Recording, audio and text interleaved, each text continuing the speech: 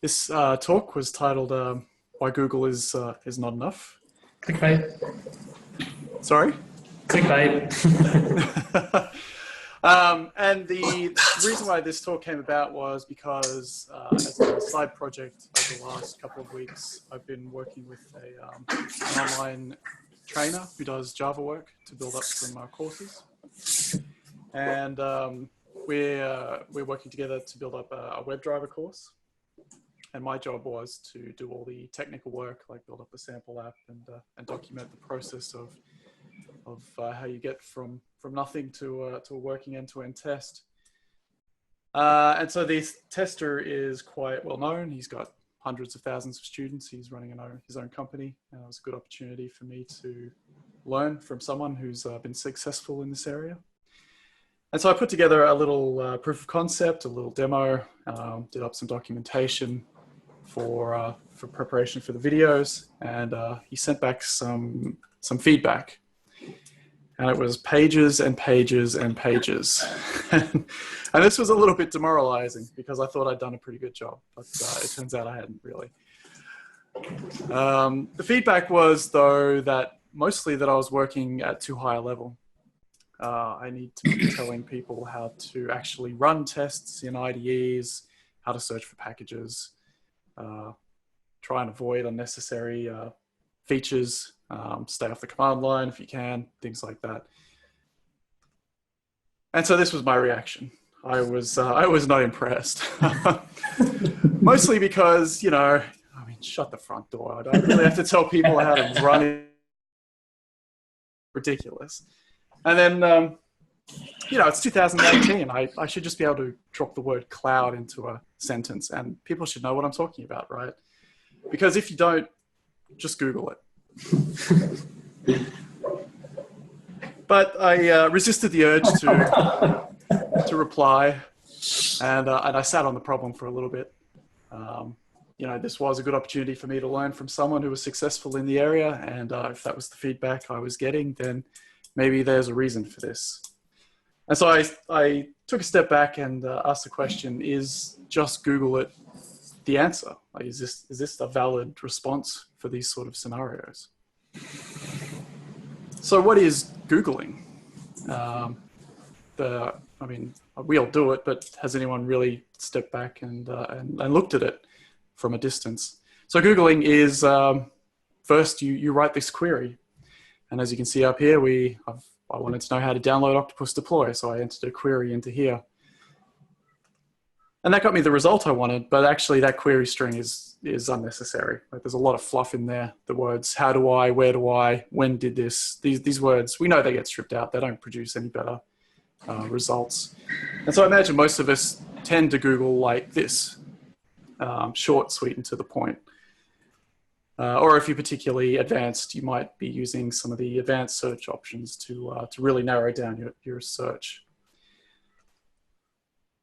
But the query is only really half the story.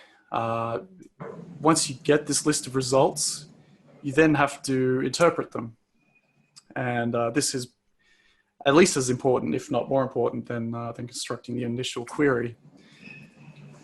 And so how do you scan these results?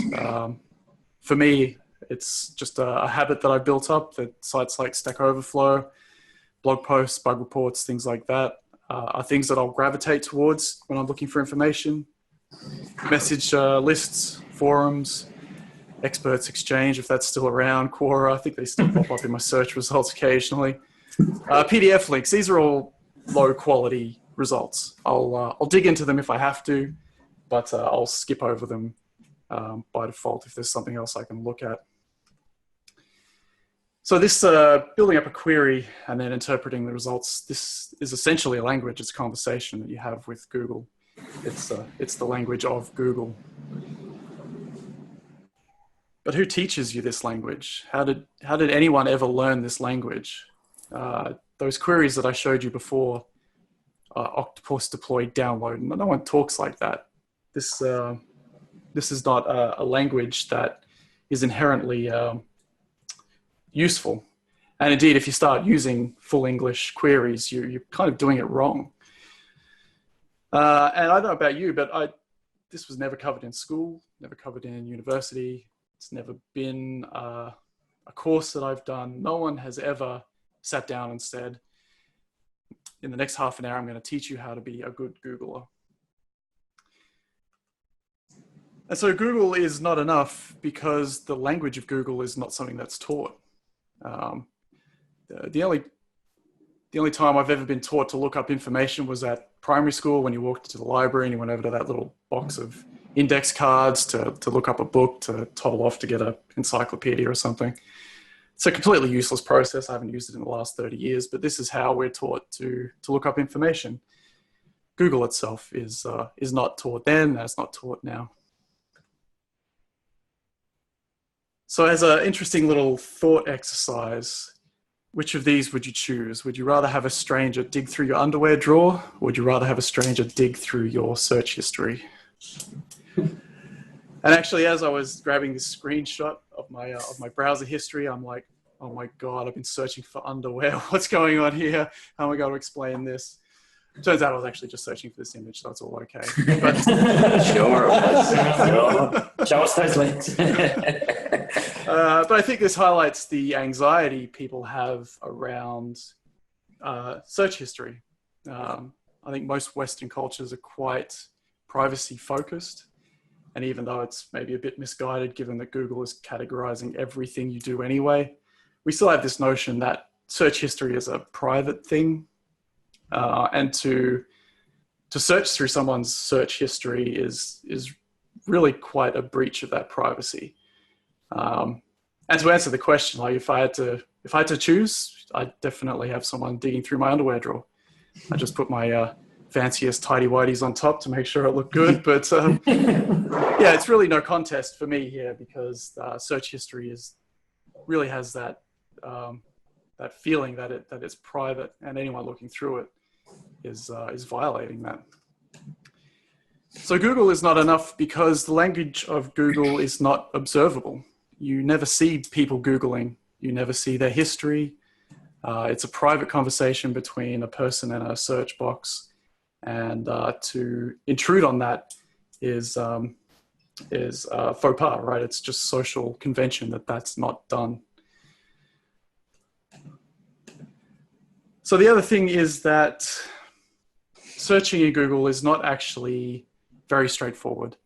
So we've seen that you can just type in natural language and it will kind of give you a result, but that format breaks down very quickly when you really need to dig into results. You quite often need to use these advanced searches. You'll need to use quotes around things to make sure you get exact matches, processes like that.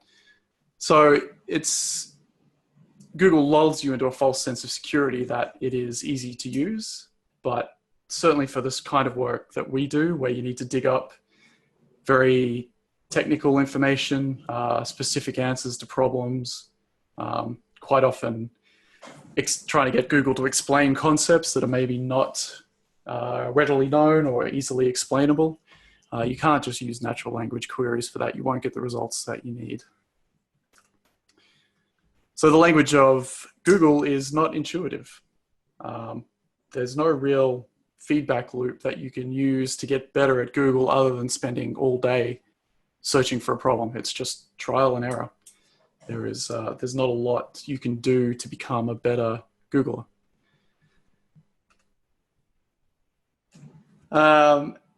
So the issue here is that how can we tell people to just Google it when in reality the process is such a fine art that most people don't know how to do it well. I'd say the majority of the general population has never used Google to search for anything intricate, anything detailed. And I suspect even actually within the people who work in tech, there's still a fair number there who would struggle to find the kind of information that maybe we all just take for granted is there and have been searching for years without thinking about it. And so this guy here, like, this is what I imagine it's like to spend all day trying to answer a question through Google if you're not very good at Googling. It's just, it's a very inefficient way. And for most people, there's going to be better solutions to that than going to Google. And so this was a bit of a rude shock for me. I've put a lot of faith in the big G in the past. It's been the source of so much of the information that I used to rely on. And over the years, I've come to learn the skills that I need to be a good Googler, and I can get most of the information that I need within a couple of minutes if I need to.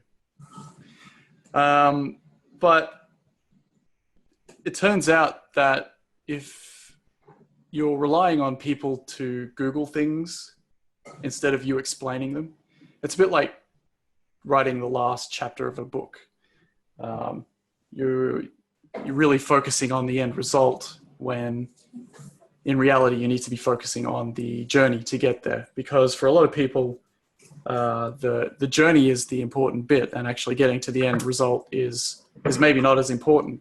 So in the case of this course, if people took the course, couldn't write a WebDriver test at the end, but got to the point where they had a project in an IDE and they were running unit tests and it was committed to Git and it was running in a CI server, then actually that's still a success. They mightn't have achieved the ultimate end goal, but getting down that path without reaching the end is still valuable.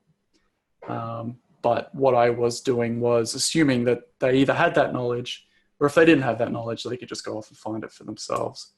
And that was where I was falling down.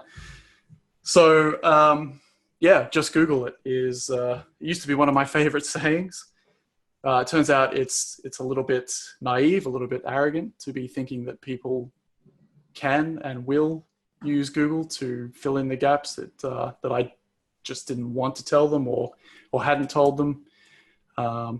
And that mindset was producing low quality content in the case of trading material anyway. And that was a real realization for me. It's something that it's not an idea that anyone had ever really presented to me, not something I'd ever really thought of myself. So I thought I would share it with you guys today as a little life lesson, and that is it. Fair enough.